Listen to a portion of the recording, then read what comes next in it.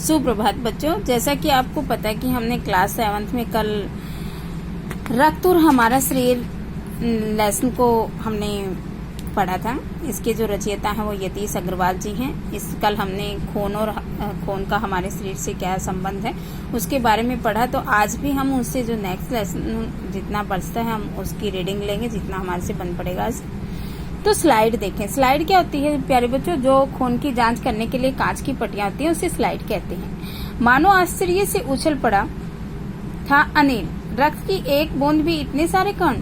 उसे इसकी तो यह कल्पना भी नहीं की जा सकती। वह बोला, इन्हें देखकर तो ऐसा लग रहा है जैसे मानो बहुत सी छोटी छोटी बालूशाही रखी हो। बालूशाही आपने देखी होंगी, खाने वाली मिठाई। हाँ, दीदी बोली, लाल कण का बनावट में बालूशाही की तरह ही होता है, गोल और दोनों तरफ से अवतल, पानी के बीच में दबे हुए और यानी कि बीच से दबे हुए। रक्त की एक बूंद भी इसकी संख्या लाखों में होती है। यदि हम 1 किलोमीटर रक्त लें और उसमें हमें 40 से 55 लाख तक कण मिलेंगे। इसमें के कारण ही हमें लाल रक्त का नजर आता है।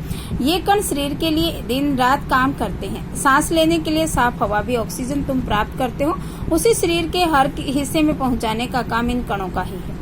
इनका जीवन काल लगभग 4 महीने का होता है। 4 महीने के होते ये नष्ट हो जाते हैं। जो हमारे शरीर के अंदर खून के अंदर जो भी कण पाए जाते हैं वो 4 महीने में नष्ट हो जाते हैं प्यारे बच्चों। लेकिन एक साथ नहीं, धीरे धीरे, कुछ आज कुछ कल। ये नहीं कि एक साथ अगर नष्ट हो जाएंगे तो फिर हमारी सांसें ही बंद हो जाएंगी।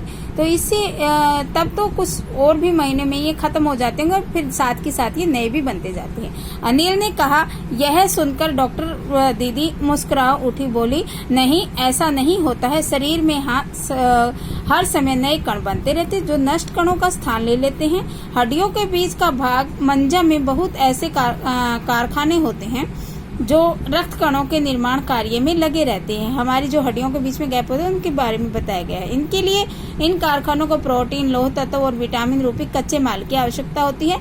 यह पौष्टिक आहार लेते हैं। हरी सब्जी, फल, दूध, अंडा, गोश्त मतलब मांस उपयुक्त मात्रा में होते हैं। यदि कोई व्यक्ति उचित आहार ग्रहण नहीं करता, उचित आहार मतलब सही भोजन ग्रहण नहीं करता, तो इन कारखानों की आवश्यकता अनुसार कच्चा माल नहीं मिल पाता। नतीजा यह होता है कि रक्त कण बन नहीं पाते। रक्त में ऐसी कमी हो जाती है कि लाल कणों की इनमें एनीमिया हो जाता है, जो खून की कमी के कारण एक रोग होता है। तो क्या संतुलित आहार लेने से हम एनीमिया से बचे रह सकते हैं? अनिल ने सवाल किया। दीदी बोली, हाँ, यह कहना काफी हद तक सही होगा। यूँ तो एनीमिया बहुत से कारणों से होता है, किंतु हमारे देश में इसका सबसे बड़ा कारण पौष्टिक आहार की कमी होती है।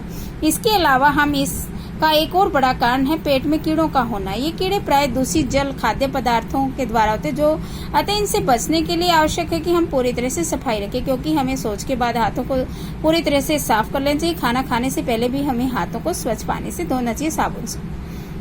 और हाँ अनिल, एक किस्म के और भी कीड़े होते हैं जिन्हें अंडे जमीन के ऊपरी सतह में पाए जाते हैं। इन अंडों से उत्पन्न हुए लार्वे त्वचा में प्रवेश कर आंतों में अपना घर बना लेते हैं। जो हमारे छोटे छोटे रोम छिद्र होते हैं, आपने देखे होंगे बाजुओं पे भी और शरीर के अन्य हिस्सों में भी, तो उनसे हमारे जो ये कीड़े हैं वो अंदर चले जाते हैं। शौच के लिए हम शौचालय का ही प्रयोग करें, इधर उधर नंगे पैर न घूमे। तो प्यारे बच्चों, आज हम इतना ही लेसन रीड करेंगे। जितना लेसन आपको पढ़ाया गया इसके कठिन शब्द आपने कॉपी में राइट करने हैं और इस लेसन को दोबारा पढ़ना है। तो धन्यवाद। Have a nice day.